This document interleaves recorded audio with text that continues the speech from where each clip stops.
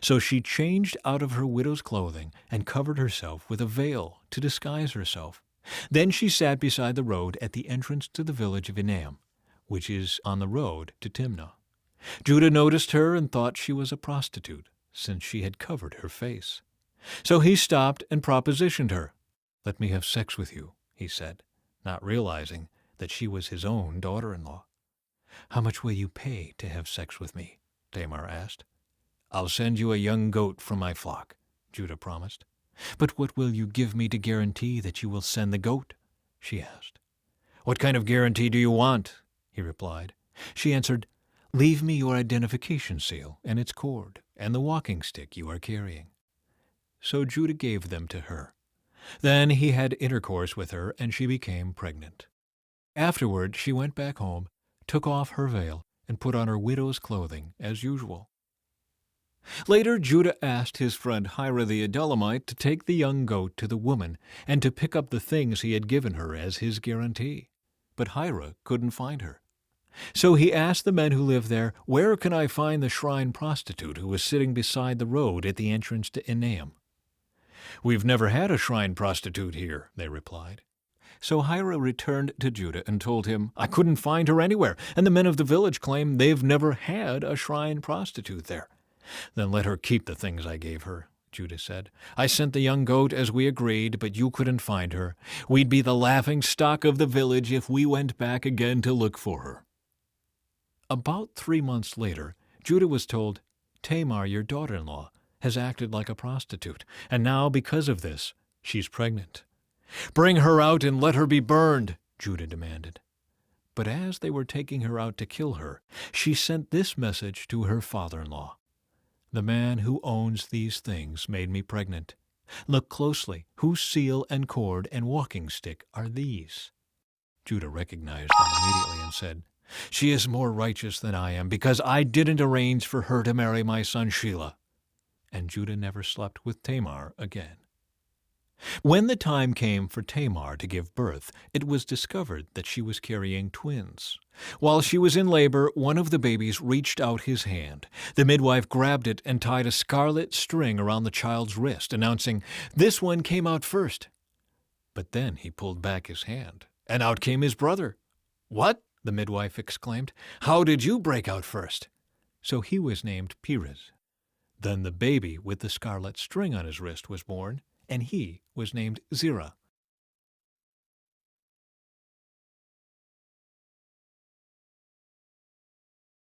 Chapter 39. Joseph in Potiphar's house. When Joseph was taken to Egypt by the Ishmaelite traders, he was purchased by Potiphar, an Egyptian officer. Potiphar was captain of the guard for Pharaoh, the king of Egypt. The Lord was with Joseph, so he succeeded in everything he did as he served in the home of his Egyptian master. Potiphar noticed this and realized that the Lord was with Joseph, giving him success in everything he did. This pleased Potiphar, so he soon made Joseph his personal attendant. He put him in charge of his entire household and everything he owned. From the day Joseph was put in charge of his master's household and property, the Lord began to bless Potiphar's household for Joseph's sake. All his household affairs ran smoothly, and his crops and livestock flourished. So Potiphar gave Joseph complete administrative responsibility over everything he owned. With Joseph there, he didn't worry about a thing except what kind of food to eat. Joseph was a very handsome and well-built young man, and Potiphar's wife soon began to look at him lustfully. "Come and sleep with me," she demanded. But Joseph refused. "Look," he told her, "my master trusts me with everything in his entire household. No one here has more authority than I do. He has held back nothing from me except you, because you are his wife. How could I do such a wicked thing? It would be a great sin against God." She kept putting pressure on Joseph day after day, but he refused to sleep with her, and he kept out of her way as much as possible. One day, however, no one else was around when he went in to do his work. She came and grabbed him by his cloak, demanding, "Come on, sleep with me." Joseph tore himself away, but he left his cloak in her hand as he ran from the house. When she saw that she was holding his cloak and he had fled, she called out to her servants. Soon all the men came running. "Look," she said, "my husband has brought this Hebrew slave here to make fools of us. He came into my room to rape me, but I screamed. When he heard me scream, he ran outside and got away, but he left his cloak behind with me." She kept the cloak with her until her husband came home. Then she told him her story. "That Hebrew slave you've brought into our house tried to come in and fool around with me," she said. "But when I screamed, he ran outside, leaving his cloak with me." Joseph put in prison.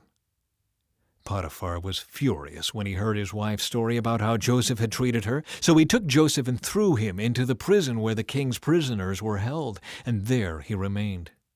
But the Lord was with Joseph in the prison, and showed him his faithful love. And the Lord made Joseph a favorite with the prison warden. Before long, the warden put Joseph in charge of all the other prisoners and over everything that happened in the prison. The warden had no more worries because Joseph took care of everything. The Lord was with him and caused everything he did to succeed.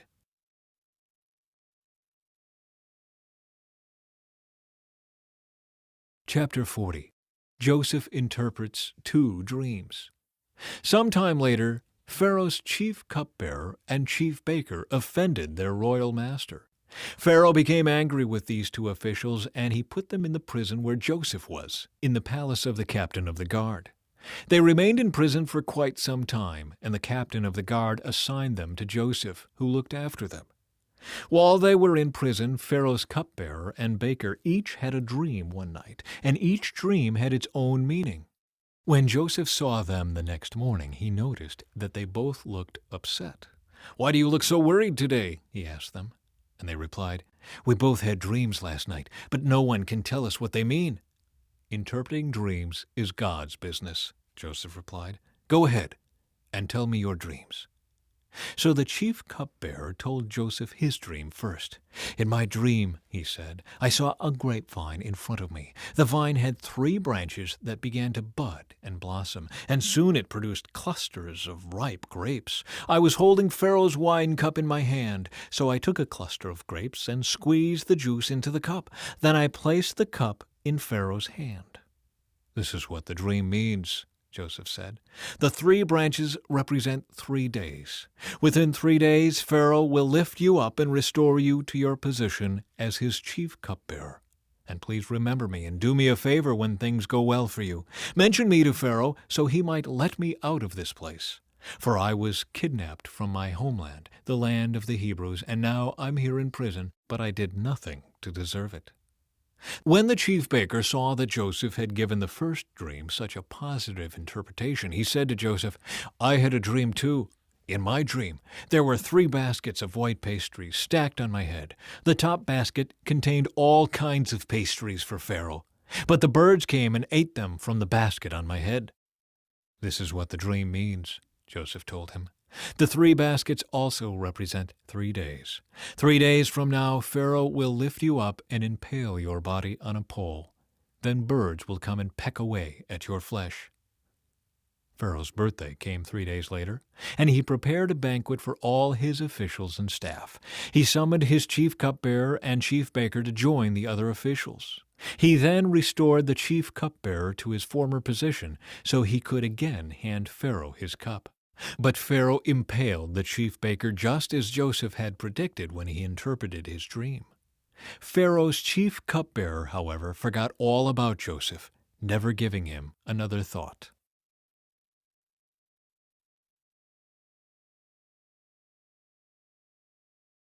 Chapter 41. Pharaoh's Dreams. 2 full years later, Pharaoh dreamed that he was standing on the bank of the Nile River. In his dream, he saw 7 fat, healthy cows come up out of the river and begin grazing in the marsh grass. Then he saw 7 more cows come up behind them from the Nile, but these were scrawny and thin. These cows stood beside the fat cows on the riverbank.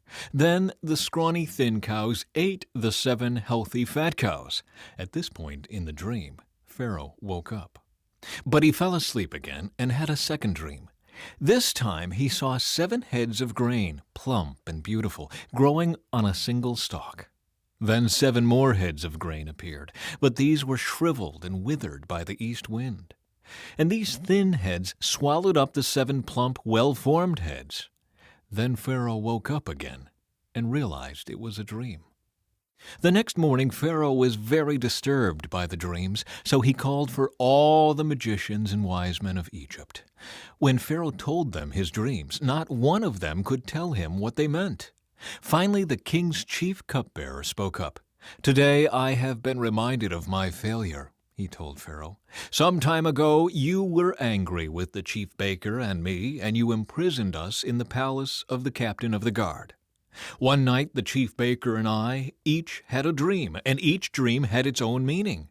There was a young Hebrew man with us in the prison who was a slave of the captain of the guard. We told him our dreams, and he told us what each of our dreams meant. And everything happened just as he had predicted. I was restored to my position as cupbearer, and the chief baker was executed and impaled on a pole." Pharaoh sent for Joseph at once, and he was quickly brought from the prison. After he shaved and changed his clothes, he went in and stood before Pharaoh. Then Pharaoh said to Joseph, "I had a dream last night, and no one here can tell me what it means.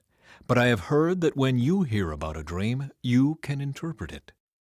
"It is beyond my power to do this," Joseph replied. "But God can tell you what it means and set you at ease." So Pharaoh told Joseph his dream. "In my dream," he said, "I was standing on the bank of the Nile River, and I saw 7 fat, healthy cows come up out of the river and begin grazing in the marsh grass. But then I saw 7 sick-looking cows, scrawny and thin, come up after them. I've never seen such sorry-looking animals in all the land of Egypt. These thin, scrawny cows ate the 7 fat cows, but afterward you wouldn't have known it, for they were still as thin and scrawny as before. Then I woke up. Then I fell asleep again, and I had another dream. This time I saw 7 heads of grain, full and beautiful, growing on a single stalk. Then 7 more heads of grain appeared, but these were blighted, shriveled, and withered by the east wind. And the shriveled heads swallowed the 7 healthy heads. I told these dreams to the magicians, but no one could tell me what they mean." Joseph responded, "Both of Pharaoh's dreams mean the same thing. God is telling Pharaoh in advance what he is about to do. The 7 healthy cows and the 7 healthy heads of grain both represent 7 years of prosperity. The 7 thin, scrawny cows that came up later and the 7 thin heads of grain withered by the east wind represent 7 years of famine. This will happen just as I have described it, for God has revealed to Pharaoh in advance what he is about to do. The next 7 years will be a period of great prosperity,